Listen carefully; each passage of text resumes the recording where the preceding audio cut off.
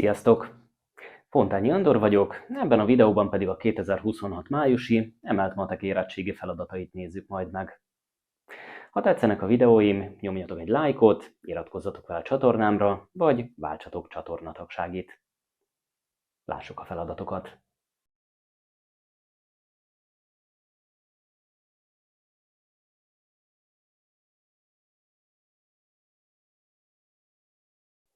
Mindjárt egy viszonylag rendhagyó feladattal kezdünk, hiszen az egyenlőtlenség rendszerek azok nem annyira jellemző feladattípusnak számítanak az emelt érettségben sem. No de nem kell annyira megijednünk tőle, igazából az eljárás az szinte ugyanaz, mint egy egyenlet esetében, elkezdünk rendezni. Hát az első egyenlőtlenség esetében a bal oldalhoz nem igazán kell hozzányúlnunk, a jobb oldali zárójelet viszont felbontjuk, x négyzet mínusz 4x plusz 4-et kapunk. Aztán itt láthatjuk, hogy szerencsére a négyzetes tagok azok eltűnnek, és hogyha tovább rendezzük, mondjuk 4x-et hozzáadunk, akkor itt ugye 2x keletkezik, valamint 15-öt szintén hozzáadunk, akkor marad kisebb egyenlő 19-nél. Ez pedig 2-vel leosztva az x-nek kisebb egyenlőnek kell lennie, mint 9,5. Ezzel megkaptuk az első intervallumot. Aztán a következő kifejezést különösebben nem kell ugye rendeznünk, hiszen már nullára van rendezve, megkeressük a másodfokú kifejezésnek a gyökeit, ezek mínusz másfél és 6 lesznek. Na már most egy másodfokú függvény alakja parabola, és ezzel gyakorlatilag azt kaptuk meg, hogy ebben a bizonyos mínusz másfélben és 6-ban fogja metszeni az x-tengelyt. A parabolánk főegyütthatója pozitív, vagyis egy minimumos paraboláról van szó, tehát valahogy így néz neki. Ami minket ebből érdekel, az az, hogy a mínusz másfél előtt pozitív értékeket, a 2 gyök között negatív, 6 után pedig szintén pozitív értékeket vesz fel. A feladat pedig azt kérdi tőlünk, hogy hol lesz ugye nagyobb egyenlő nullánál, vagyis hol vesz fel pozitív értékeket, hát 6 után és mínusz másfél előtt. Ezt a két dolgot pedig együtt kell kezelni, tehát tulajdonképpen a metszetét kell venni ennek a két intervallumnak. Tehát egyúttal 9,5-nél kisebbnek kell lenni az x-nek, valamint mínusz másfélnél kisebbnek, vagy 6-nál nagyobbnak. Hát azt láthatjuk, hogy a mínusz másfélnél kisebb intervallum az mindenképpen megoldása a feladatnak, viszont a 6 fölötti az csak 9,5-ig teljesíti a feltételeket. Vagyis azt mondhatjuk, hogy az x-nek kisebb egyenlőnek kell lennie mínusz másfélnél, vagy 6-nál nagyobb egyenlőnek, de 9,5-nél kisebb egyenlőnek kell lennie. Tehát ez lesz a megoldás halmazunk. A következő részben egy szöveges feladattal találkozhatunk, amely szöveg alapján valamiféle egyenleteket kell majd nekünk felírni. Almát és mandarint vásárolunk a piacon, hát először is ugye mindegyikből egyet, akkor 14 petákot fizetnénk. Ha az almát x-el, a mandarint y-nal jelöljük, akkor ez azt jelenti a számunkra, hogy az x és az y összege adja ki a 14-et. A következő lépésben viszont nem tudjuk azt, hogy hány kilót veszünk, csak annyi ismert, hogy 1 kilóval több almát vásárolunk, mint mandarint. Ha feltételezzük azt, hogy mondjuk a kilónyit vásárolunk mandarinból, akkor a plusz 1-et fogunk almából venni. A plusz 1 kiló almáért a plusz 1 szorozva x petákot fizetünk, ami ebben az esetben 21-et jelent, illetve ha simán csak a kilónyi mandarint vásárolunk, azért 20 petákot fizetünk. Ezzel gyakorlatilag felírtuk az egyenletrendszert, amit majd meg kell oldanunk. 3 ismeretlen van benne, 3 egyenlet, tehát feltételezhetően sikerülni fog.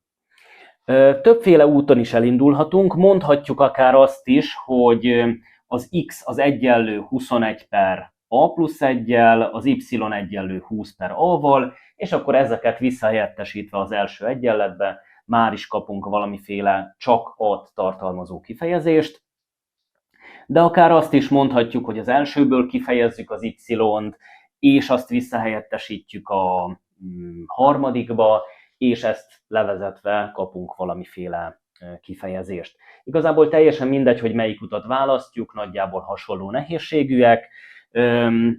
Vegyük mondjuk azt, amit először említettem, tehát innen az x az egyenlő 21 törve a plusz 1-jel,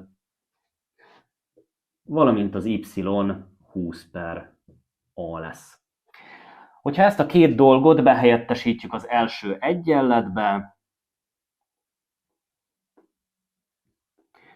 akkor ugye egyszerű közös nevezőre hozást kell elvégeznünk. Hát a közös nevező az a 2 nevező szorzata lesz.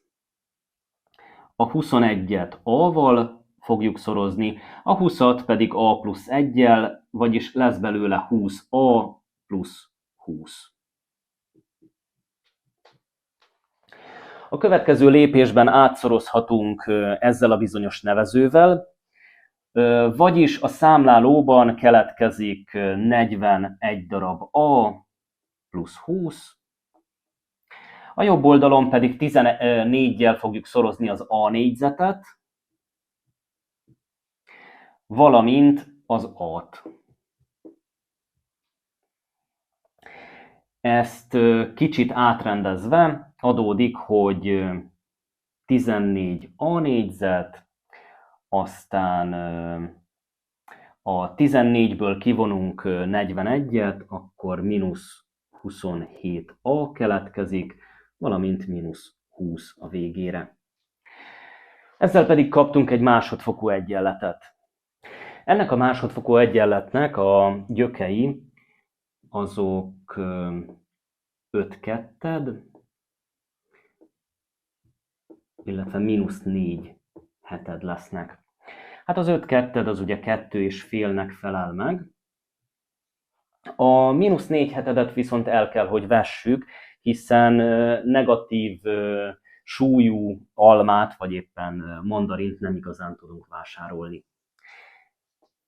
A 2 és felet viszont elfogadjuk. Ez ugye lényegében meghatározza a válaszunkat is. Ugye ebben az esetben a mandarinból 2,5 kilót vásároltunk, 1 kilóval több almához jutottunk, ami ugye 3,5 kilót jelent. És hogy ezeket behelyettesítjük az x vagy az y tartalmazó egyenletekbe, hát 21-ben a 3,5 az megvan 6-szor, vagyis az x értéke 6, 20-ban a 2,5 az pedig 8-szor van meg, tehát az y értéke 8. A kérdés arra vonatkozik, hogy hány kiló almát vásároltunk, illetve mennyibe került 1 kilogramm alma. Hát akkor a válaszunk az ugye az lesz, hogy 6 kilót vásároltunk, és mármint fordítva, 3,5 kilót vásároltunk, és 6 petákba került kilója az almának.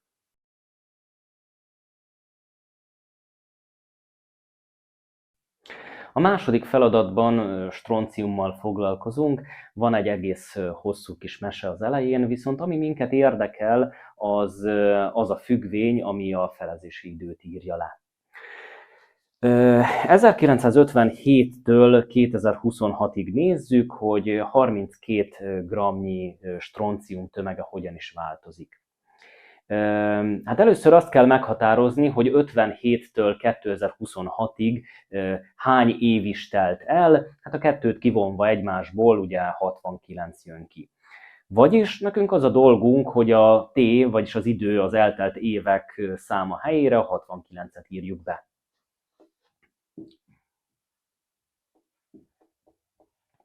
32 g-ról indulunk, vagyis az M helyére akkor 32 kerül, a T helyére pedig az említett 69 év. Na de innentől kezdve nincs különösebb egyéb dolgunk, mint beütni a számológépbe, 6,15-öt kapunk, tehát a válaszunk is ez, 6,15 g stroncium marad a 69 év után. A következő részben az éves csökkenés mértékét kellene meghatároznunk százalékban. Itt ugye a tömegnek túl sok szerepe nincs. Ha nagyon zavar minket, akkor az M helyére írjunk egyet, de különösebben nem fogja ez befolyásolni a csökkenés ütemét. Egy évről beszélünk, azaz a T helyére egyet kell ebben az esetben írnunk, és már is kaptunk egy 0,5 az 1/29-en alakú kifejezést. Hogyha ezt beütjük a számológépünkbe, akkor nagyjából 0,9767 tízezred jön ki, és hogyha ezt az értéket kivonjuk az egyből, akkor már is megkaptuk, hogy 2,36 százaléknyi az éves csökkenés mértéke. És végül egy olyan kérdéssel találkozunk, amelyben az eltelt idő a kérdés. Adott 50 g stroncium, 33,3 g lesz belőle, és a kérdés, hogy melyik évtől indult vajon ez a bizonyos felezés. Hát akkor az 50-et helyettesítjük az M helyére, a T az ismeretlen, szóval azt nem bántjuk, és így kapunk 33,3 grammot. Elkezdjük átrendezni az egyenletet. Ugye első lépésként leosztunk 50-nel, és hát ugye melyik művelettel tudjuk lehozni a hatványkitevőből az ismeretlent, hát a logaritmussal, vagyis vesszük mindkét oldalnak például a 10-es alapú logaritmusát. Tehát a két oldal elé írjuk,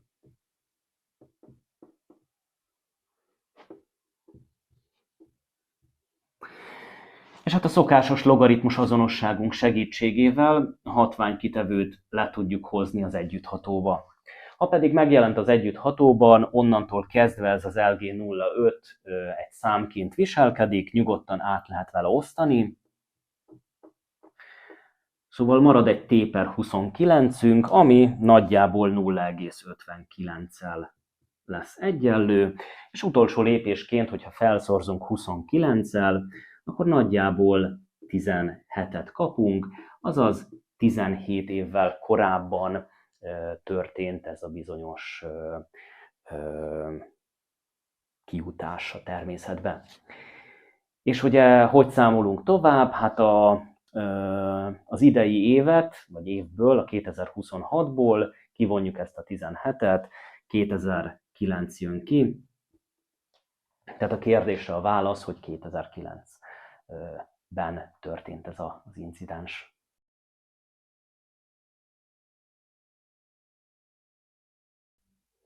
A harmadik feladatban kapunk egy H alaphalmazt, a 300-nál nem nagyobb pozitív egész számok halmazát. Megnézzük, hogy mi az, ami közül, tehát a számok közül 2-vel, 3-mal, 5-tel osztható, illetve mi az, ami egyikkel sem.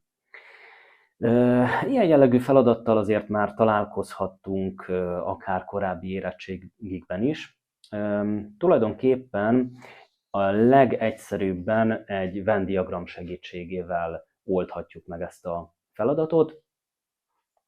Megnézzük, hogy külön-külön hány olyan eleme van ennek a H alaphalmaznak, amely egyik-másik számmal osztható, vagy éppen nem osztható. Hát ugye 300-nál nem nagyobb számokról beszélünk, tehát hogy a 300 még ide tartozik.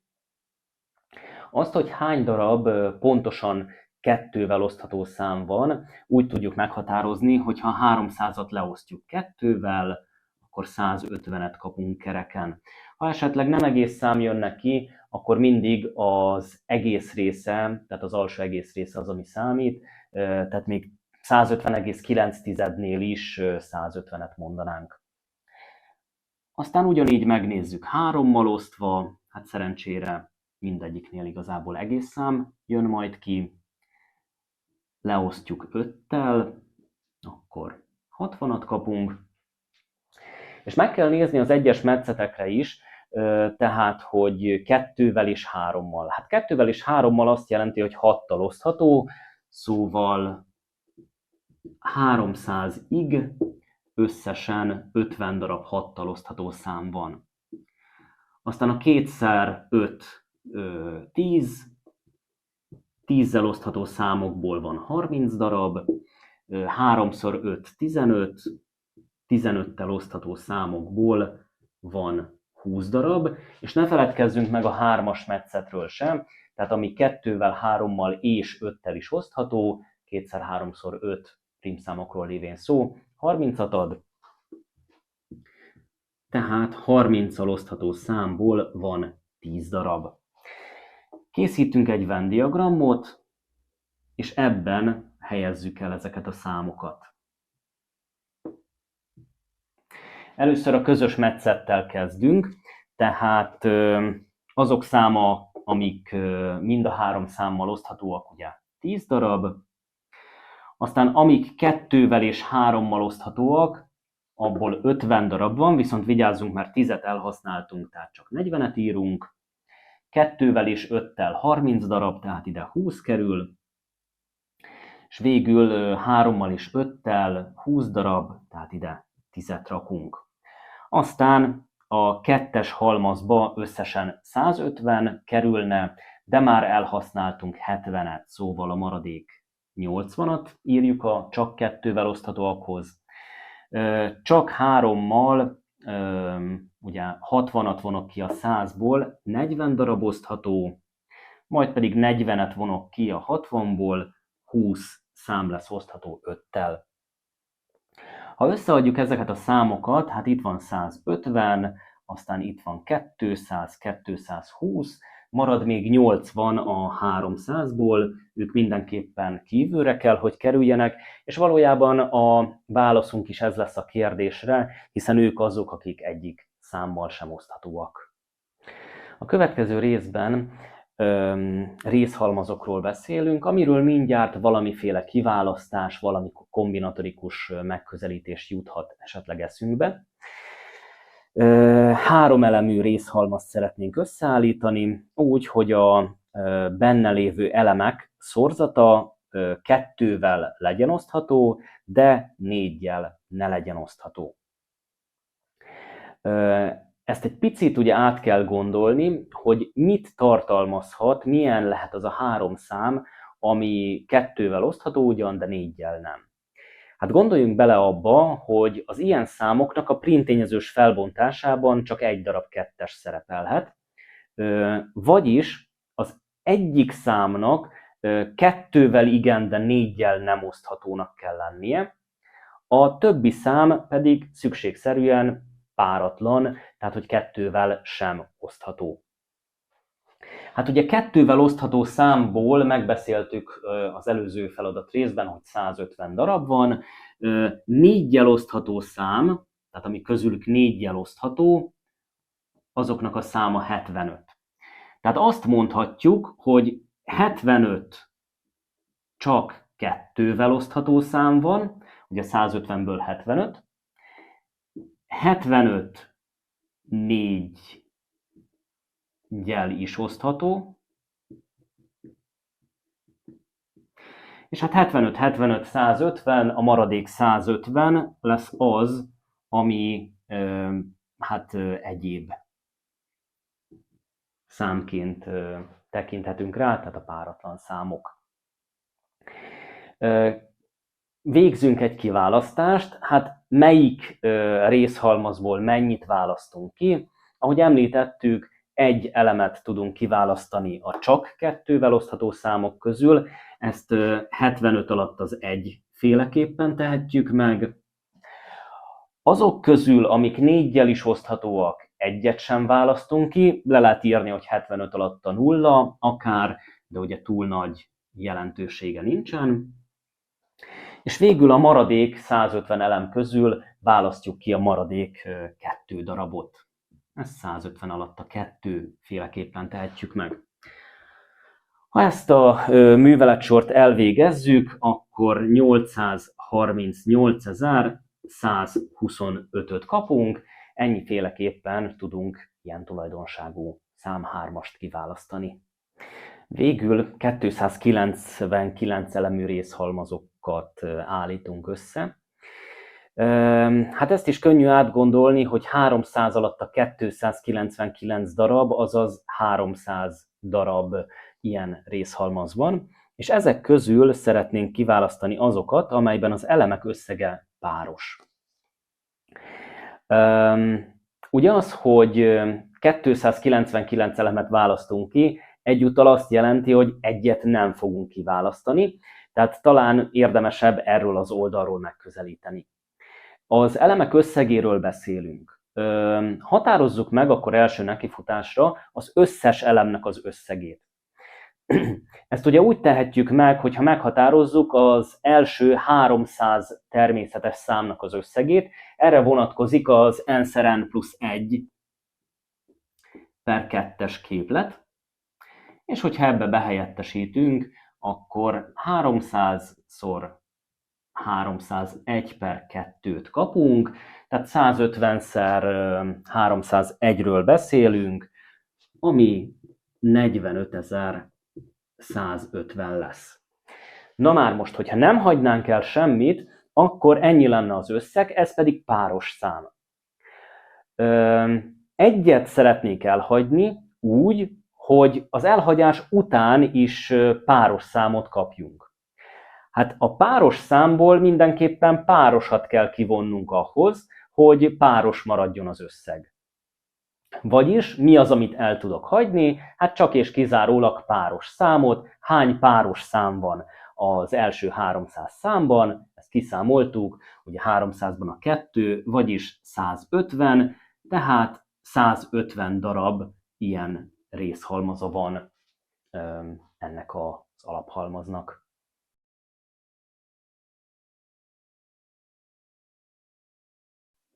A negyedik feladatban kapunk egy derékszögű háromszöget, amelybe egy tompaszögű háromszöget írunk, és az A-B szakasznak a hosszára vagyunk kíváncsiak. Ugye a feladat átfogóként hivatkozik rá, viszont hogyha megnézzük a derékszögű háromszögünket, itt ugye a C csúcsánál van derékszög, akkor sajnos nem rendelkezünk elég információval ahhoz, hogy az átfogó hosszát ki tudjuk számolni. Azt kell észrevenni, hogy ezzel ellentétben az ABD háromszögben már van 3 adatunk, és ugye egy negyedikre vagyunk kíváncsiak, egy oldalra. Hát ezt az oldalt ebben az esetben ugye a koszinusz tétel felhasználásával tudjuk kiszámolni, tehát felírva rá a koszinusz tételt, az x négyzet egyenlő lesz 35 négyzet meg 40 négyzet mínusz a kétszeres szorzat, szorozva a szög koszinuszával. És hát nincs más dolgunk, mint beütni a számológépbe, 4225 jön ki, és hogyha ennek kiszámoljuk a gyökét, akkor adódik is a bizonyítandó 65 centis hosszúság. A következő részben az ADBC konkáv négyszögnek a területére lennénk ugye kíváncsiak. Hát egyrészt ez egy általános négyszög, tehát kicsit nehézkes lenne direkt irányból a területének a megközelítése, viszont érdemes meglátni azt, hogy valójában ha a nagy háromszögből elhagyjuk a tompaszögű részt, akkor a szóban forgó négyszög területe adódik majd. Hát a tompaszögű háromszögnek a rendelkezésre álló adatok segítségével már ki tudjuk számolni a területét. A derékszögű háromszöghöz viszont jó lenne még a másik befogót, amit mondjuk Y-nal jelölhetünk, is meghatározni. Itt érdemes észrevenni azt, hogy amennyiben az előző feladatrészben ugye azt kérik tőlünk, hogy igazoljunk valamit, akkor tulajdonképpen azt igaznak tekinthetjük, és a továbbiakban fel tudjuk használni. Jelen esetben ez ugye azt jelenti, hogy a 65-öt, még hogyha esetleg nem is tudtuk volna kiszámolni az előző feladatrészben, nyugodtan vehetjük adottnak, és azzal számolhatunk tovább. Hát itt egy egyszerű Pitagorasz tételbe kell behelyettesíteni, vagyis a 39 négyzete és az Y négyzete kell, hogy 65 négyzetet kiadjon. Kicsit átrendezve, tehát a 65 négyzetből kivonva a 39 négyzetet és gyököt vonva, kapjuk, hogy az Y értéke 52. No de akkor gyakorlatilag már csak a területképletekbe kell behelyettesíteni, tehát az ADBC négyszög adódik, hogyha az ABC háromszög területéből kivonjuk az ABD-t. Hát az ABC háromszög területe 39×52/2-ként számolható ki. A tompa szögű általánosabb háromszögre pedig a trigonometrikus területképletet használhatjuk. 35×40 színusz 120/2. Ha pedig ezt külön-külön meghatározzuk, az elsőre 1014-et kapunk, a másodikra 606,22-t, a kettő különbsége így pedig 407,78 négyzetcentiméter lesz. Tehát végeztünk ezzel a résszel. A C részben bicentrikus négyszögekkel megyünk tovább. Ezek ugye azt jelentik, hogy egyúttal húrnégyszögek és érintő négyszögek is. A feladat megadja, hogy a húrnégyszögek területét az itt látható képlettel lehet kiszámolni, és a kérdés, hogy következik-e ebből az, hogy a bicentrikus négyszögek területe az alábbi módon számolható ki. Hát nézzük meg, gondoljuk át, hogy mit is jelent a számunkra az, hogy valami húrnégyszög, vagy éppen érintő négyszög. Hát a húrnégyszögek ugye azzal a tulajdonsággal rendelkeznek, hogy a szemközti szögeik összege állandó, vagyis 180 fok. Ezzel most itt annyira sokra nem megyünk, hiszen az oldalakkal kell valamit kezdenünk. Az érintő négyszögekre viszont hasonló dolog igaz, csak a szemközti oldalakkal, vagyis az mondható el, hogy ha az A-t és a C-t választjuk szemközti oldalnak, akkor az A és a C összeadva ugyanazt adja, mint hogyha a B-t és a D-t adnánk össze. Na már most, hogyha ezt felhasználjuk a félkerület, tehát az S átgondolásához, ami a kerületnek a fele, akkor látható, hogy ide például az A meg a C helyére be tudom helyettesíteni a B-t meg a D-t. No de ekkor 2 darab B-m és 2 darab D-m keletkezik, amit 2-vel leosztva B plusz D adódik. Ha pedig ugyanezt B-vel és D-vel csinálom meg, tehát hogy a B-t és a D-t A plusz C-re cserélem ki, akkor is 2 darab A-t meg 2 darab C-t kapok, amit 2-vel leosztva A meg C jön ki.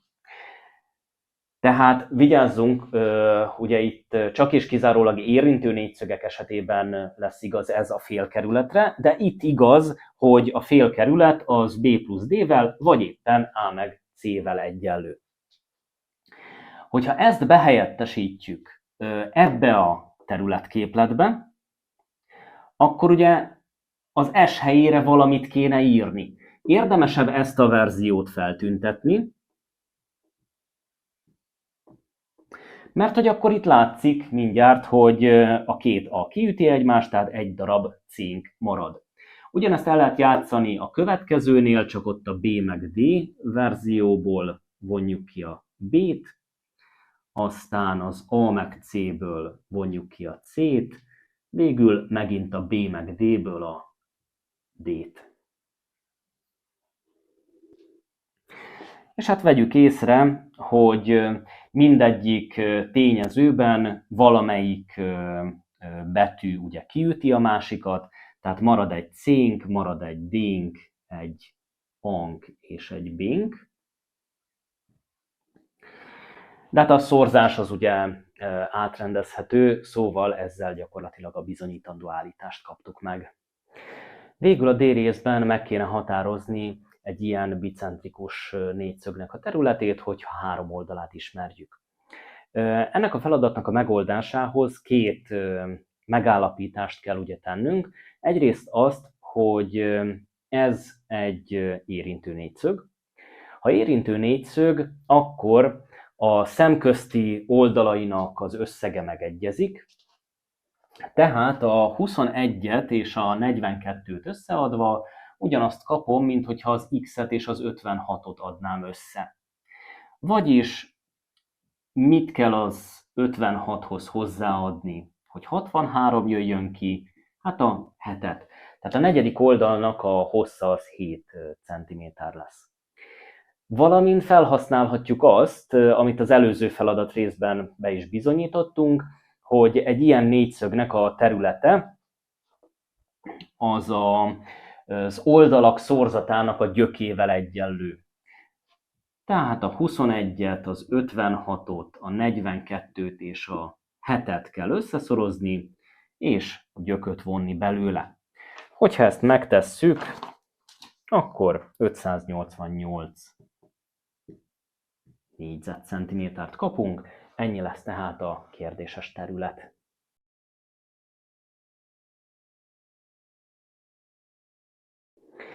A következő feladatban adott egy számtani sorozat, ismert a differenciája 6, és azt kéne bebizonyítani, hogy három egymást követő tagjának a szórása az 2 gyök 6 lesz.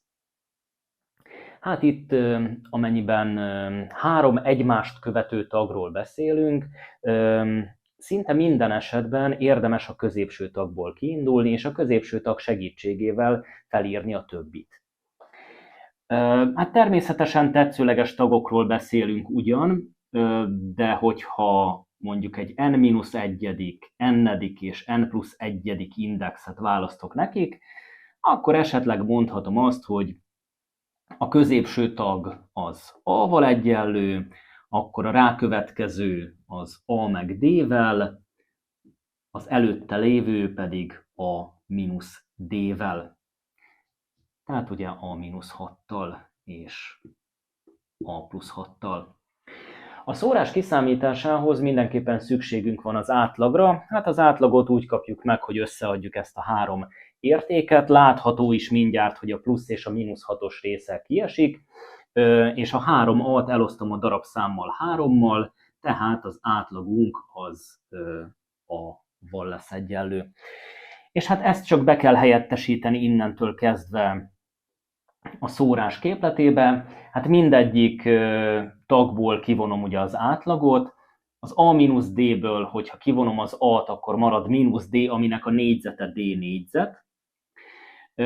Az A-ból kivonva az A-t, ugye nullát kapok, tehát a nulla négyzetét kell hozzáadnom, és hogyha az A plusz D-ből kivonom az A-t, akkor szintén hát D négyzet keletkezik.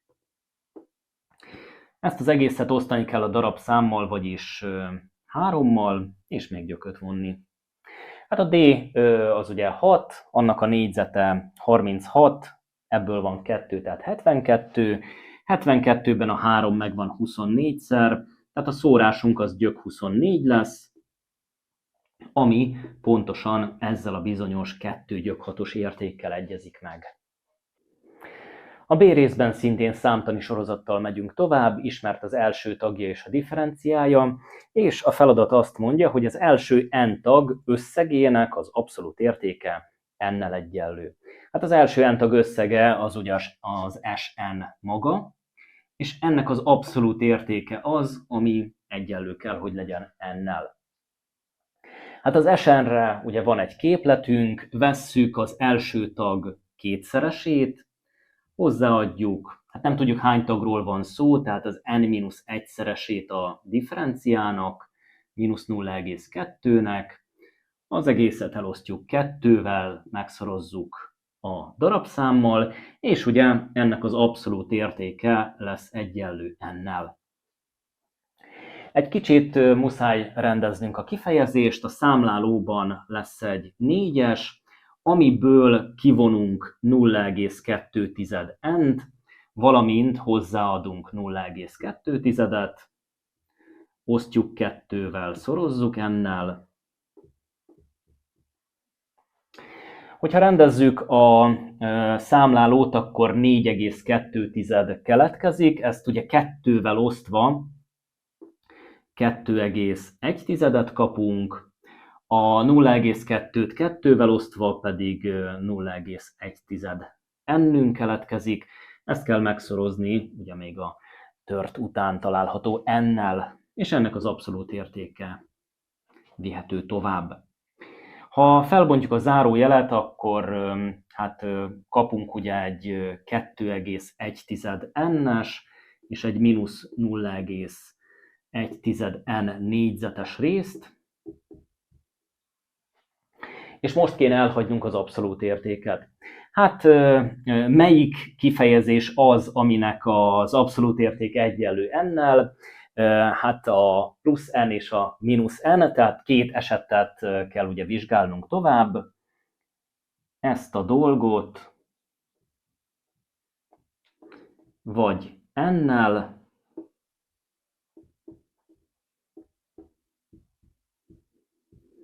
vagy pedig mínusz n-nel tehetjük egyenlővé. Hát, hogyha kivonunk egy darab n-t, akkor már is adódik egy másodfokú kifejezés, amit, hogyha megoldunk, hogy hiányos másodfokú, de attól még akár a számológéppel is kiszámolható, adódik, hogy az egyik megoldás az ugye 0, a másik pedig 11 lesznek. No, de azért mégiscsak pozitív darabszámot szeretnénk összeadni, szóval a 0 az itt nem játszik, a 11 viszont igen. Ha a másik kifejezést nézzük, szintén átvisszük, csak itt most a mínusz n-t, tehát mínusz 0,1 n négyzet plusz 3,1 n-ünk keletkezik, és ugyanúgy kiszámolgatva adódik megint csak egy 0 érték, valamint egy 31-es kifejezés. A nullát itt is elvetjük, a 31-et pedig elfogadjuk, bár ugye mindenképpen a teljes értékű feladat megoldáshoz szükséges még egy ellenőrzést elvégezni, és megnézni azt, hogy mennyi az első 11 tag, mennyi az első 31 tag összege, és hogyha teljesíti a feltételeket, akkor elfogadjuk mind a kettőt. A C részben közepekkel foglalkozunk, viszont igazából a szöveg alapján egy egyenletrendszer az, ami körvonalazódni látszik. Ugye először is azt mondja a feladat, hogy két pozitív számtani közepe 5, tehát az átlagunk 5, válasszuk az egyiket x-nek, másikat y-nak, akkor ugye az x plusz y törve 2-vel az, ami 5-öt ad. Aztán a harmonikus közepük az 4,8. Hát a harmonikus közepet úgy kapom meg, hogy a darabszámot elosztom a reciprokok összegével. Így jön ki a 4,8. És nekünk a két szám négyzetes közepét kell ugye meghatározni. A négyzetes közép úgy adódik, hogy a gyökét veszem a két szám négyzet összegének a felének. És erre vagyunk kíváncsiak. Nos, hát első nekifutásra talán az első egyenlet az, amit érdemes rendeznünk. Szorozva 2-vel 10-et kapunk, tehát kifejezhető mondjuk az x, ami egyenlő lesz 10 mínusz y-nal. Mielőtt viszont behelyettesítenénk, érdemes egy kicsit ezt az emeletes törtet kezelni. Amúgy az újabb függvénytáblában már rendezettebb formában is megtalálható. Hát először is összeadjuk a nevezőben található két törtet, ugye akkor fölülre y plusz x kerül, x plusz y-t írok, és hát a közös nevező az x-szer y lesz. Az x-szer y az, hát gyakorlatilag ez itt a kettes alatt lévő a főtört vonal, a törttel pedig úgy osztok, hogy a reciprokával szorzok, tehát a kettes fog megszorzódni x-szer y-nal, és marad a nevezőben x plusz y.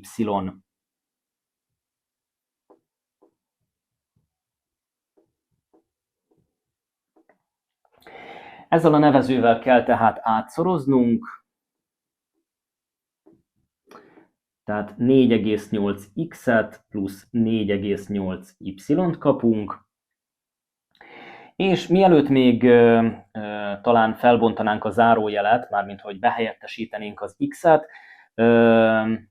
igazából akár egy oldalra is rendezhetnénk, akár kifejezhetnénk az x értékét.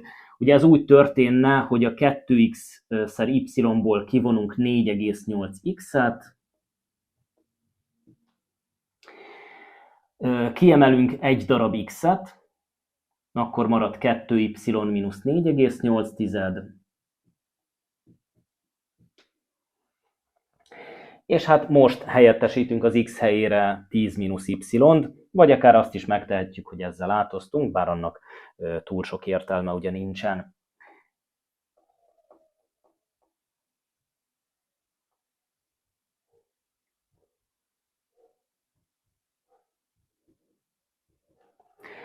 Most pedig felbonthatjuk a zárójelet, ugye 10-zel szorzunk végig, ebben az esetben 20y mínusz 48, ha pedig mínusz y-nal szorzunk, akkor mínusz 2y négyzet és plusz 4,8y keletkezik, ami szerencsénkre 4,8y-nal egyenlő. Így tehát az y-ok mindjárt ki is esnek mindkét oldalon, és gyakorlatilag egy másodfokú egyenlethez jutottunk. Hogyha ezt beütjük a számológépünkbe, akkor adódik is, hogy az egyik gyökünk az 6, a másik gyök pedig 4. No de ebben az esetben visszahelyettesítve ugye az x értékét is megkaphatjuk, 4, valamint 6 lesznek. Nincs különösebb jelentősége annak, hogy melyik számot választjuk nagyobbnak, úgyhogy maradhatunk mondjuk ennél a verziónál.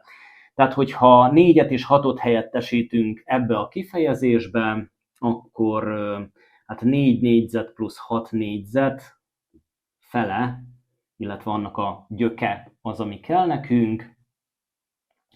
16 meg 36 összeadva 52-t eredményez, annak a fele 26 lesz, tehát gyök 26 a végeredmény.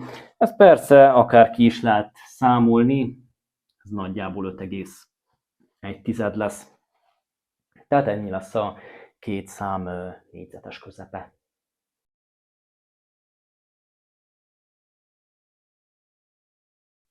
Gráfokkal megyünk tovább, adott egy G 9 pontú összefüggő egyszerű gráf, és az állítás az az, hogy ha G-ben minden pont fogszáma legalább 2, akkor ebben a bizonyos gráfban van kör. Ugye ez a kör dolog tipikusan gráfok esetében valamiféle fára fog majd visszavezetni, de először nézzük meg azt, hogy mi a helyzet az élek számával. Hát legrosszabb esetben mindegyik pont fogszáma pontosan 2. Ekkor, mivel 9 pontunk van, a fogszámok összege 9-szer 2, és ahhoz, hogy az élek számát kapjuk, ugye el kell osztanunk 2-vel, vagyis egy ilyen gráfnak bizony 9 éle kell, hogy legyen. Továbbá tudjuk azt is, hogy összefüggő. Ha összefüggő a gráf, akkor nem ártana, hogyha fa lenne, és hát egy fára igaz az, hogy egyrészt összefüggő, másrészt nincs benne kör. No de egy fáról azt is tudjuk, hogy n-1 darab éle van. Tehát, hogyha ebben a gráfban esetleg nincs kör, akkor fa, viszont ha fa, akkor 9-1, azaz 8 éle szabad, hogy legyen. De hát most láttuk be azt, hogy legalább 9 éle van, innentől kezdve az is biztos, hogy van benne kör, tehát nem lehet fa. Vagyis az állításunk az igaz lesz erre a bizonyos G gráfra. A B feladat részben meg kéne fogalmazni az előző állításunk megfordítását, és el kéne dönteni, hogy az igaz vagy hamis. Hát a ha-akkor elhelyezkedés az marad, ahol volt. Tehát, hogyha egy ilyen gráfban ugye felcseréljük a két mondatrészt, van kör, akkor minden pont fogszáma legalább 2. Ez lesz az állításunk megfordítása. Hát, hogyha belegondolunk és próbálgatjuk egy kicsit, akkor viszonylag könnyű ellenpéldát mondani. Itt vannak ezek a pontok, ugye itt 8 pontot vettem fel, és egy 9-et, hiszen 9 csúcsú gráfról beszélünk, rakjunk oda középre. Hát ahhoz, hogy összefüggő legyen, a legegyszerűbb, hogyha ezt a középső pontot összekötöm mindegyik további csúccsal. Viszont ebben az esetben még ugye nincs ugyan körünk, de egyelőre mindegyik pont fogszáma 1 vagy éppen 8. Aztán megpróbálok elhelyezni benne egy kört, ezt a legegyszerűbb bármelyik két szélső pont összekötésével elérni, és innentől kezdve elmondható az, hogy ebben a gráfban bizony van kör, viszont nem igaz az, hogy mindegyik pont foka legalább 2, hiszen ennek, vagy éppen ennek, vagy éppen ennek csak 1 a fogszáma. Tehát az állításunk hamis lesz. A következő részben szintén ezzel a 9 csúcsú gráffal megyünk tovább. Van 9 versenyzőnk, mindenki mindenkivel szeretne játszani. Tudjuk azt, hogy 23 mérkőzésen vannak túl, és az a kérdés, hogy előfordulhat-e az, hogy Balázs és Attila csak és kizárólag egymással játszottak. Hát nézzük meg, hogy mi is történik ebben az esetben. Tételezzük fel, hogy ő itt Balázs és Attila, ők lejátszottak egy meccset, viszont a többiekkel nem játszottak. Hát a legszélsőségesebb esetben ez úgy nézne ki, hogy mindenki más játszott mindenki mással rajtuk kívül, illetve ők egymással.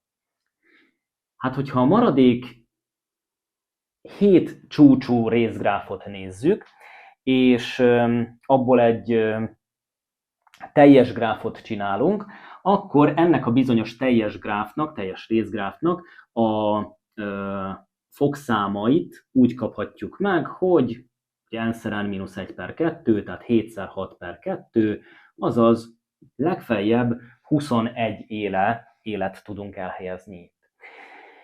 No de ezen a 21 mérkőzésen kívül ők még játszottak egyet, ez ugye 22, viszont tudjuk azt, hogy 23 mérkőzésen vannak már túl.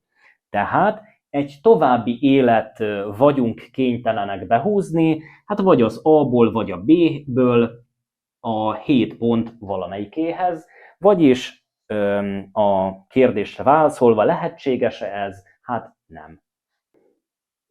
Továbbra is 9 csúcsú a gráfunk, továbbra is játszik mindenki mindenkivel, viszont tudjuk azt, hogy a 9 versenyző közül 3-an balkezesek. A kérdés az, hogyha az összes mérkőzés közül 23-at választunk, akkor mekkora valószínűséggel következik be valamiféle esemény, amit majd mindjárt körvonalazunk. Ugye, hogyha kiszámoljuk, akkor könnyen meghatározható, 9x8/2, azaz 36 mérkőzés zajlik le összesen. 3 balkezesek, ők ugye egymással is játszanak. Ez számunkra 3 olyan mérkőzést jelent, amely csak és kizárólag balkezesek között történik. És ugye a kérdés is erre vonatkozik, a 23 mérkőzés között annak a valószínűségét kell megvizsgálni, hogy nincs olyan, amely 2 balkezes között történne.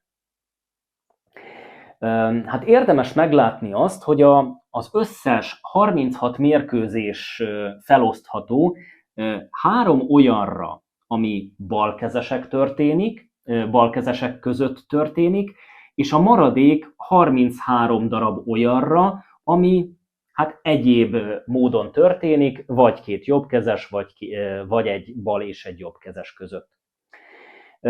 Gyakorlatilag egy visszatevés nélküli mintavételről beszélünk. Azt szeretnénk elérni, hogy a balkezesek által játszott mérkőzések közül ne kerüljön kiválasztásra egy sem, ez 3 alatt a 0 féleképpen történhet, valamint a maradék közül, 33 közül kerüljön kiválasztásra mind a 23 mérkőzés. Összesen pedig 36 alatt a 23-at választunk. Ez lesz tehát a keresett valószínűség, ennek az értéke nagyjából 0,4, és hogyha kiszámoljuk az 1/30 értékét, amihez viszonyítani kéne, az nagyjából 0,33 ezred, és hát látható, hogy a keresett valószínűség az nagyobb ennél a bizonyos 1/30-nál, és ugye a kérdés arra vonatkozik, hogy kisebbe, hát nem kisebb, tehát ezzel beláttuk az állítást.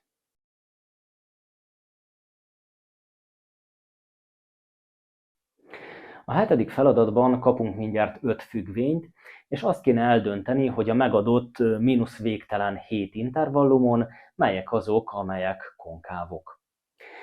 Hát az elsővel viszonylag egyszerű dolgunk van, hiszen az egy olyan másodfokú függvény, amelynek a főegyütthatója negatív, ez pedig azt jelenti, hogy egyrészt maximumos a függvény, no de egy maximumos parabola, az nem csak, hogy a megadott intervallumon, hanem a teljes értelmezési tartományán végig konkáv lesz, tehát gyakorlatilag ilyen szomorú fejet vág. Tehát az A-t azt elfogadjuk. Aztán a következő az egy köbös függvény. Itt érdemes tisztában lenni azzal, hogy milyen is egy x⁻³ függvénynek az alakja. Hát valami ilyesmi szeretne lenni. És tulajdonképpen a -7-es, mivel a műveleten a köbbre emelésen kívül van, ezért a függőleges irányú elmozdulást befolyásolja, vagyis az eredeti x köb függvény az y tengelyen csúszik lefelé-fölfelé, jelen esetben -7-re megy le. No de ez egyúttal azt is jelenti a számunkra, hogy csak a nulláig lesz igaz az, hogy ő konkáv alakot venne fel, utána viszont már konvexé változik. No de nekünk 7-ig kellene, hogy igaz legyen ez az egész, úgyhogy a B függvényt azt elvetjük. Aztán van egy 1/7 az x-edikenünk, ez egy exponenciális függvény, viszont mivel az alapja az 1-nél kisebb, ezért egy monoton csökkenő függvényről beszélünk. És hát egy monoton csökkenő exponenciális függvény az bizony konvex alakot vesz fel, úgyhogy nem felel meg a feltételünknek. Aztán szintén egy köbös függvénnyel folytatjuk. Az alakja ugye nem változik, tehát gyakorlatilag ezt a köbfüggvényt fogjuk tologatni. Most viszont jobbra csúsztatjuk, ugye műveleten belül van ez a -7-es, tehát jobbra vízszintesen tolódik. Szóval ez a hát gyakorlatilag inflexiós pontja a 7-esnél lesz. Na de ebben az esetben meg fog felelni a feltételünknek, hiszen egészen, sőt hát pontosan a mínusz végtelen 7 intervallum lesz az, ahol ő konkáv értékeket vesz fel, utána viszont a görbülete megváltozik konvexre. Úgyhogy a D-t azt elfogadjuk. És végül adott egy hiperbola. A -7 az szintén a műveleten belül van, tehát a hiperbolánk esetünkben függőleges aszimtotája az a +7-be vándorol át, és ehhez, valamint az x-tengelyhez fog simulni maga a függvény. No de, akkor meg fog felelni a feltételeknek, hiszen 7-ig végig konkáv lesz, utána pedig konvexitást vált. Úgyhogy az E függvényt is elfogadjuk. Tehát ez a 3 az, ami megfelel a feltételeknek. A B feladat részben egy korlátos síkhidomnak a területét szeretnénk kiszámolni, amelyet az y x négyzet, tehát egy sima parabola, az x-tengely, valamint az 1-nél és a 7-nél húzott függőleges egyenesek határolnak. Ezt az alakzatot, ezt a területet szeretnénk majd úgy elvágni egy y-tengelyjel párhuzamos egyenessel, hogy az az egyenes pontosan felezze a kapott területet. Hát onnantól kezdve, hogy területről beszélünk, mindenképpen integrálnunk kell magát ezt a függvényt. Esetünkben ugye elegendő az x négyzetet, hiszen gyakorlatilag az x négyzet függvény alatti területről beszélünk, arra vagyunk kíváncsiak, és hát 1-től 7-ig kell mindezt megtennünk. Hát x négyzetnek az integrálja x köb per 3, és ebbe fogunk behelyettesíteni 7-et és 1-et. Hát 7-nek a köbe az 343,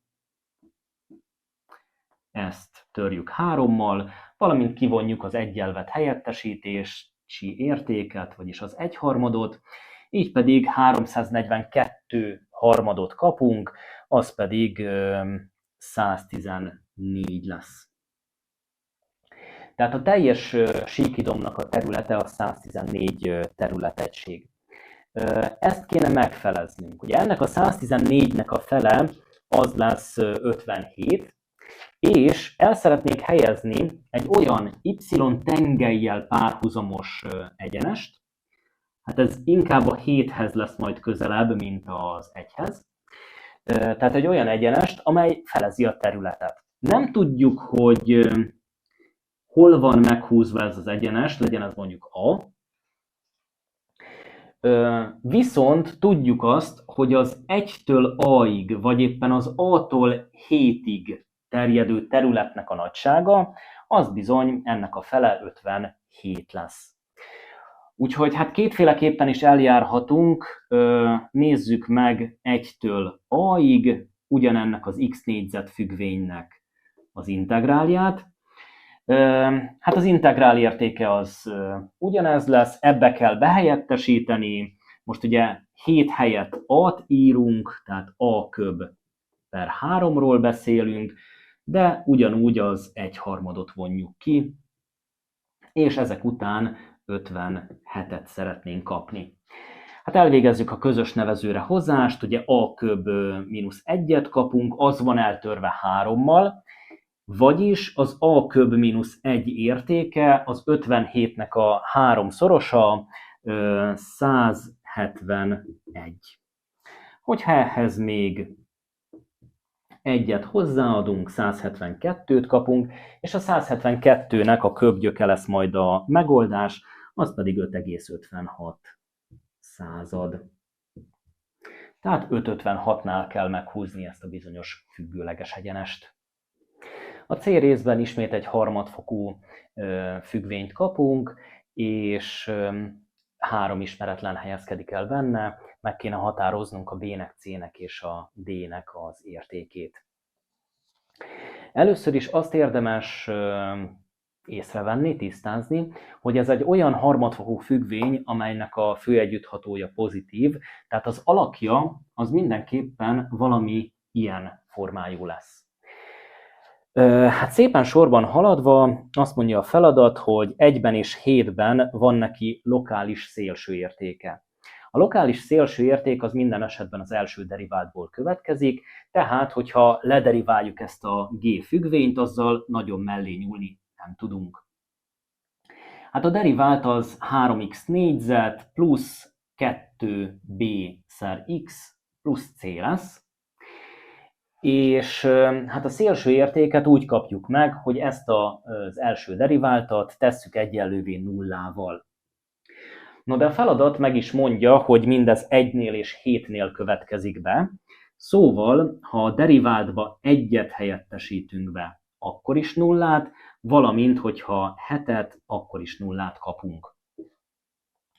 Ha 1-et helyettesítünk, akkor 3 plusz 2b plusz c lesz egyenlő nullával, ha pedig 7-et, akkor 147, tehát 49-szer 3 plusz 14b plusz c az, ami nullával egyenlő. Tehát kaptunk egy egyenletrendszert, majd fel fogunk tudni írni egy másikat is, de egyelőre próbáljunk meg ezzel haladni. Hát a legegyszerűbb, hogyha kivonjuk egymásból a kettőt, például, hogyha a másodikból kivonjuk az elsőt, akkor ugye 147-ből 3 az 144, 14-ből 2b az 12b, és szerencsére a c-k kiesnek, ez lesz tehát egyenlő nullával. Hogy hátrendezzük, akkor a 144 lesz mínusz 12b-vel egyenlő, tehát a b értéke mínusz 12. Ezzel az egyik ismeretlen értékét már is meghatároztuk. Ugye ez egy két ismeretlenes egyenletrendszer, úgyhogy a mínusz 12-t nyugodtan vissza tudjuk helyettesíteni. Mondjuk, hogyha az elsőbe behelyettesítünk, 3 plusz 2-ször mínusz 12 az mínusz 24, és plusz c az, ami nulla. Hát 3-ból 24 az mínusz 21, tehát a c értéke 21. És gyakorlatilag, amit a deriváltból meg tudtunk határozni, azt meg is határoztuk. Továbbá azt mondja a feladat, hogy a lokális maximumának az értéke 6. Hát itt van nagy szükség arra, hogy a függvény alakjával úgy nagyjából tisztában legyünk, hiszen a lokális maximuma jól láthatóan a kisebbik x értéknél fog megjelenni, azaz az 1-nél. A lokális maximum értékét úgy kaphatjuk meg, hogyha az eredeti függvénybe helyettesítjük be azt a bizonyos 1-et. Ugye mit kapunk? Ekkor 1-nek a köbe marad 1, aztán 1-jel szorozzuk a b értékét, ami mínusz 12, és szintén 1-jel szorozzuk a c értékét, ami 21. A d-re vagyunk még egyedül kíváncsiak, és így 6-ot fogunk kapni. Hát elvégezzük szépen az összevonást, 22-ből 12 az 10, tehát a d értéke az mínusz 4 lesz. És ezzel gyakorlatilag el is készültünk a feladattal, be kell ugye helyettesítenünk, szóval maga a függvény az x köb mínusz 12 x négyzet plusz 21x és mínusz 4 alakú.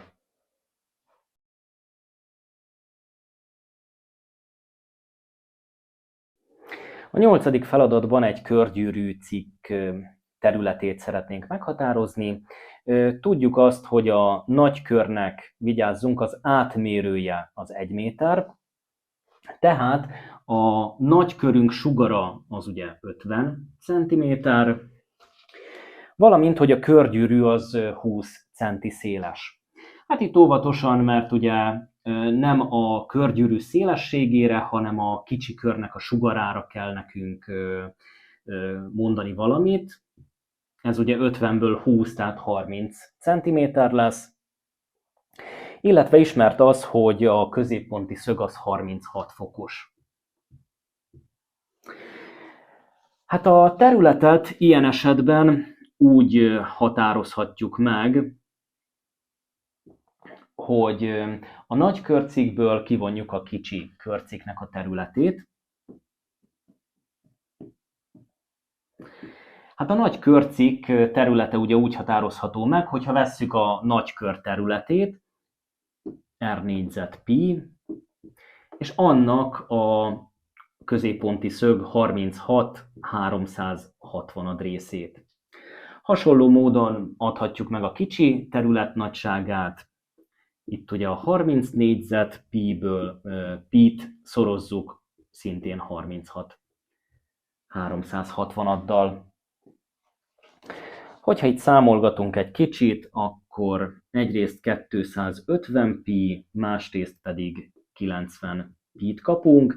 Tehát a válaszunk ennek a kettőnek a különbsége 160 pi, ami nagyjából 502,65 négyzetcentiméter lesz. Tehát ennyi a keresett terület nagysága.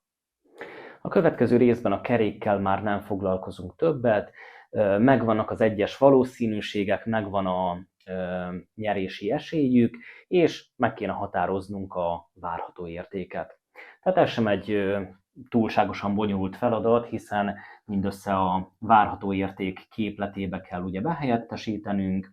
Hát fogjuk a nyeremények értékét, megszorozzuk a hozzátartozó valószínűségekkel, és ezeket az értékeket egyszerűen összeadjuk. Tehát egyfajta átlagszámítás történik itt. Hát szépen sorban haladva, ugye az 1000-et szorzom 0,4-del, az ugye 400, a 2000-et 0,1-jel,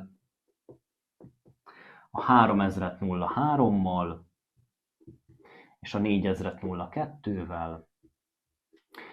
Ezeknek az összege adja ki a végeredményt, az lesz 2300. Igen. Tehát ennyi a keresett várható érték. A C részben is ugyanebből a táblázatból kell dolgoznunk. Annak a valószínűségét keressük, hogy 3 forgatással pontosan 6000 forintot nyerünk. Hát először is azt kell átgondolni, hogy egyáltalán milyen lehetőségeink vannak, tehát hogy jöhet ki az a bizonyos 6000 forint. Hát hogyha feltételezzük azt, hogy egy 1000-est pörgetünk, és mondjuk a második is 1000-es, akkor a harmadik az mindenképpen 4000 kell, hogy legyen. Tehát 1000, 1000, 4000 ad ki 6000-et. Aztán, hogyha mondjuk 1000-est meg egy 2000-est pörgetünk, akkor a harmadiknak 3000-nek kell lennie. Több olyat nem tudunk előállítani, ami tartalmaz 1000-est. Viszont mondjuk arra van még lehetőségünk, hogy 3 darab 2000-est forgassunk ki. És a kérdés ugye arra vonatkozik, hogy ezeknek külön-külön mekkora az esélye. Hát amúgy talán a legegyszerűbb a 3 egyformát alapul venni. Itt egész egyszerűen arról van szó, hogy a hozzátartozó 0,1-es valószínűséget emeljük a harmadikorra.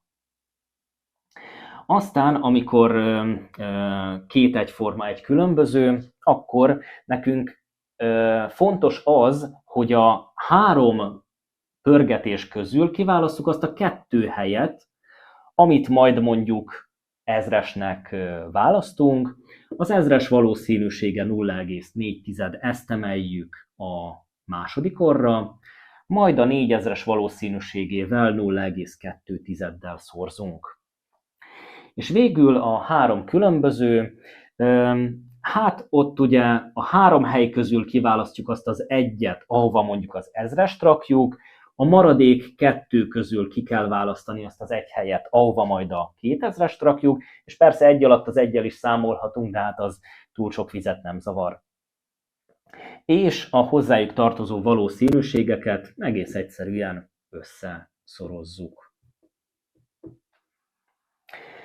Hát ezeket mind-mind be kell vinni ugye a számológépünkbe. Kapunk egy 9,6%-ot, egy 7,2-t, és egy 1/1000-et. Ennek a 3 dolognak az összege az, ami megadja a végeredményt, ez pedig 169 000 lesz. Tehát ennyi a valószínűsége ennek a pörgetésnek. Az utolsó feladat részben is maradunk ennél a táblázatnál. Adott egy játékos, aki befizet 2500 forintot, és igazságossá kéne tenni a játékot, vagyis azt kéne elérni, hogy a várható érték is 2500 forint legyen, hiszen ekkor történik meg az, hogy átlagosan ez a játékos nem nyer és nem veszít semmit gyakorlatilag. Szerencsére csak az 1000-es és a 2000-es valószínűségét szabad variálnunk, a 3 és a 4000-es valószínűségek viszont maradnak, ahol vannak. Tehát innentől kezdve elfelejthetjük ezt a 0,4-eset, illetve a 0,1-eset. Az, ami fontos, az, hogy ennek a kettőnek az összege felet ad, tehát nem tudom, hogy mekkora a valószínűsége az 1000-esnek, legyen mondjuk A,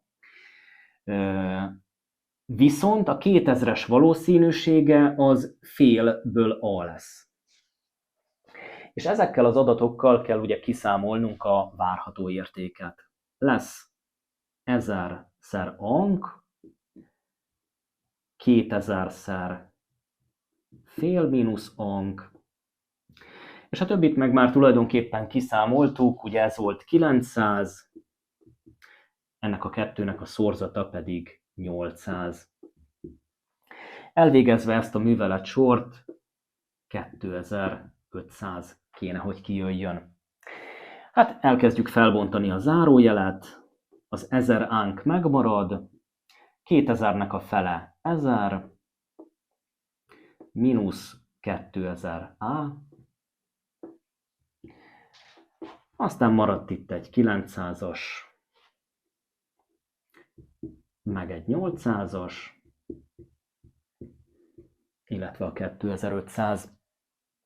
Hogyha összevonjuk a baloldali értékeket, 1000, meg 900, meg 800, az ugye 2700 lesz. Hogyha ezt kivonjuk a másik oldalból, a 2500-ból, akkor mínusz 200 jön ki, a bal oldalon pedig mínusz 1000 darab ank keletkezik. A kettőt leosztva egymással adódik, hogy az A értéke az 0,2, no de ebben az esetben a fél mínusz A 0,3-at fog adni. Tehát ezzel meghatároztuk a keresett valószínűségeket, és egyúttal igazságossá is tettük a játékot.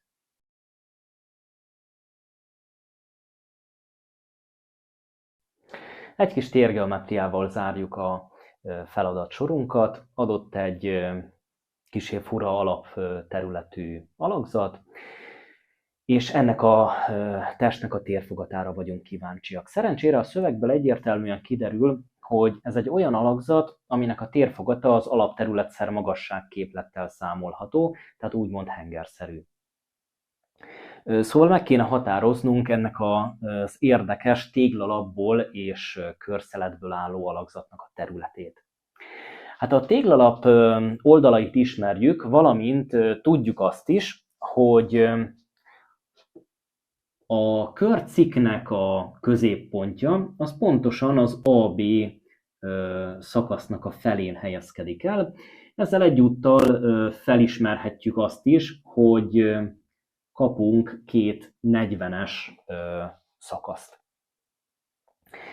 Na már most a legegyszerűbb talán a terület kiszámításához egy körcikre és két háromszögre osztanunk ezt az alakzatot. Ahhoz, hogy meg tudjuk határozni a körciknek a területét, érdemes kiszámolni, vagy ki kell számolni ennek a szögnek a nagyságát. Ugye adódik ez a bizonyos alakzat. Egyébként Pitagorasz tétellel, szép pitagoraszi számhármasok adódik, hogy a pirossal színezett szakaszhossza az 50 cm, és igazából bármilyen szögfüggvénnyel kiszámolható, mondjuk színusz alfa, ugye egyenlő lesz szemközti befogó per az átfogó, tehát 30/50-nel. Ha pedig visszakeresünk, akkor az alfa értéke 36,87 fok lesz. Ugye ebből könnyű kiszámolni, hogy ez a mondjuk bétával jelölt dolog mennyit is fog érni. Hát a 180-ból ugye el kell hagynom egy, illetve még egy darab alfát, így tehát a béta szög nagysága az 106,26 fok lesz. És ezzel gyakorlatilag el is készültünk a terület meghatározásának az előkészítésével. Tehát az alapterület, az ugye, ahogy említettük, egy darab körcikből és 2 darab derékszögű háromszögből áll. A körcik területe az, ahogy korábban is szerepelt már, a sugárnégyzete szorozva pi-vel, és ennek vesszük gyakorlatilag a béta per 360 részét, hát ez lenne a béta, és ehhez adjuk hozzá a derékszögű háromszög kétszeresét, hát A/B per 2-ről, vagyis 30x40/2-ről beszélünk. Tehát, hogyha kiszámoljuk ezeket külön-külön, akkor 2318,24, valamint 1200 adódik. Tehát az alapterület az 3518,27 négyzetcentiméter. Ebből viszont már könnyen meghatározható a térfogat, hiszen alapterületszer magasságot 3500 szorozva 35-öt számolunk.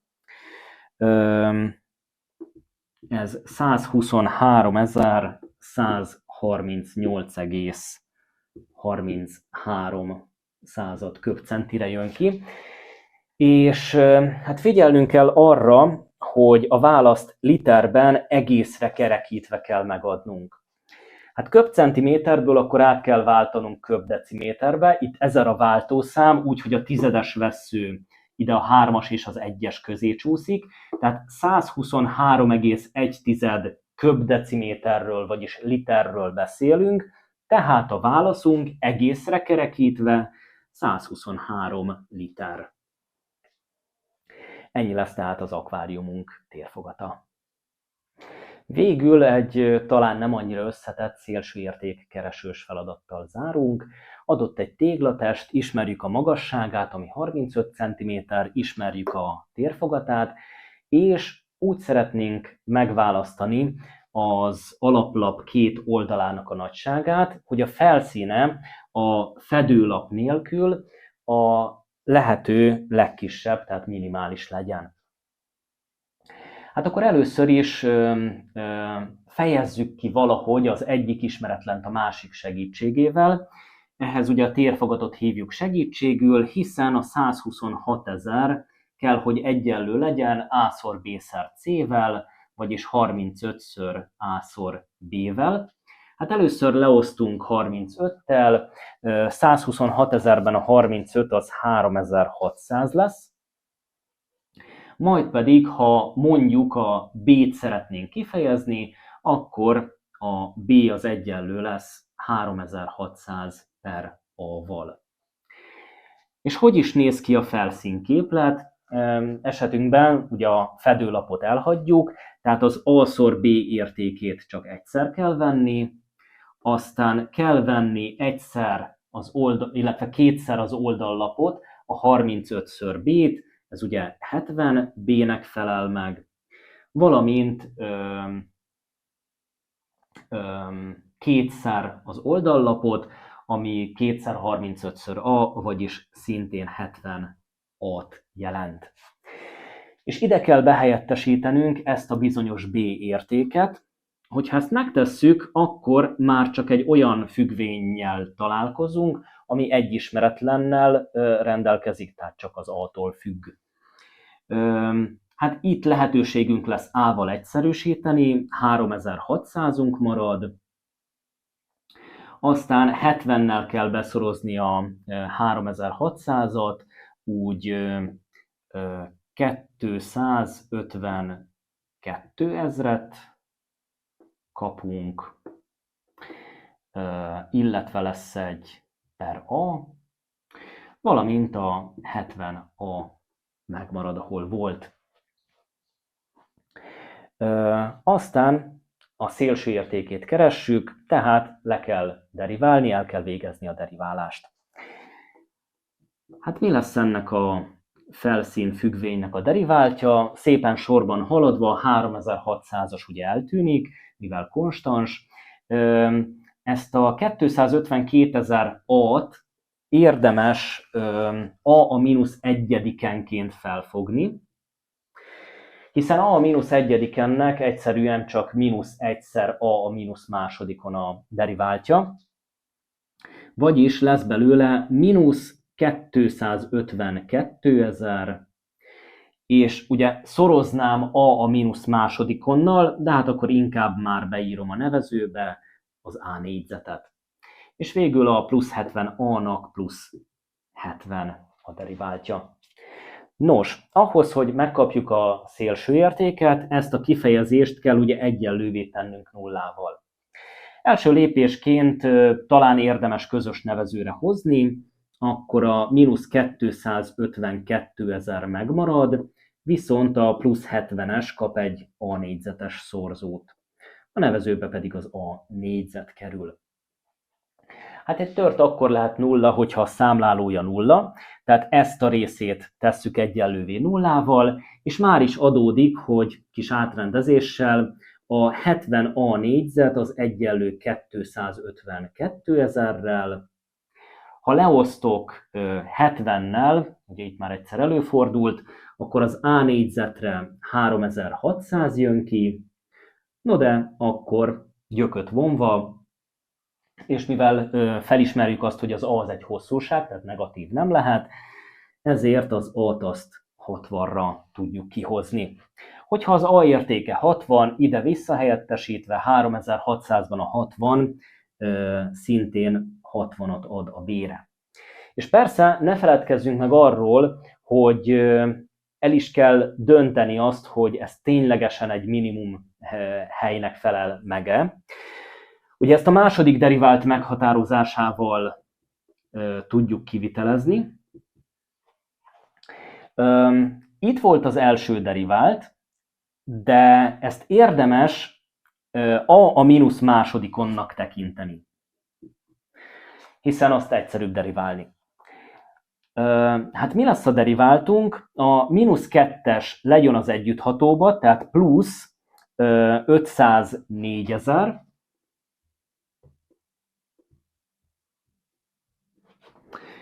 és a kitevőt csökkentjük egyel, a -harmadikon lesz. A 70-es pedig deriválásnál ugye eltűnik. A kérdés, hogy ez a bizonyos 60 milyen szélső értéket vesz fel.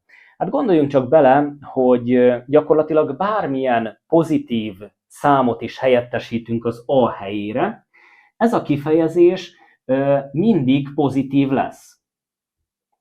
No de hogyha a második derivált nagyobb nullánál, akkor ismerhetjük, hogy ez ténylegesen egy minimum helyet eredményez. Tehát valóban 60-nak és 60-nak kell választanunk az alaplap két oldalát ahhoz, hogy minimális legyen ez a bizonyos felszín. Ezzel pedig az érettségi kidolgozásának a végére érkeztünk. Remélem hasznosnak találtátok, sikeres készülést kívánok!